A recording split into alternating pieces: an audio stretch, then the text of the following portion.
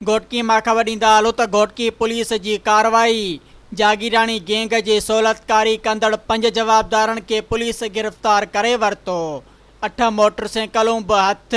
Ghotki police ॻुझी इतला ते कार्रवाई कंदे जागीरानी गैंग जे 5 सहूलतकार जवाबदारनि खे गिरफ़्तार करे वरितो ऐं जवाबदारनि खां 8 मोटरसाइकिलूं बि हथ कयूं वयूं आहिनि।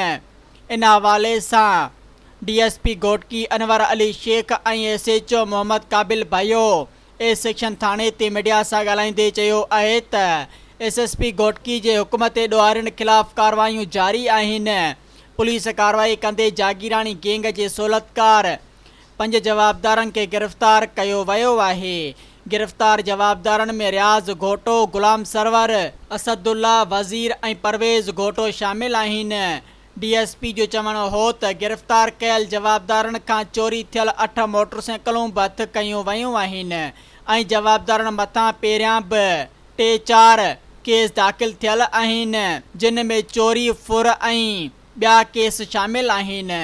DSP अनवर अली शेख जो वधीक चवणु हो त जवाबदार रियाज़ घोटो ऐं असदुल्ला घोटो जागीरानी गैंग जे नदीम जागीरानी, लुत्फ़ जागीरानी ऐं शौकत जागीरानी लाइ सहूलतकारी कंदा हुआ, जेके पके जी समूरी इंफॉर्मेशन ॾींदा हुआ ऐं माण्हुनि खे अगवा कराईंदा हुआ। गिरफ़्तार जवाबदारनि जो वधीक ॾोही रिकॉर्ड चेक कयो पियो वञे ऐं हथ कयल मोटरसाइकिलूं मालिकनि हवाले कयूं वेंदियूं। सब्सक्राइब कयो अवामी न्यूज़ HD खे ऐं ताज़ा तरीन ख़बरुनि लाइ ॾिसंदा रहो अवामी न्यूज़ HD।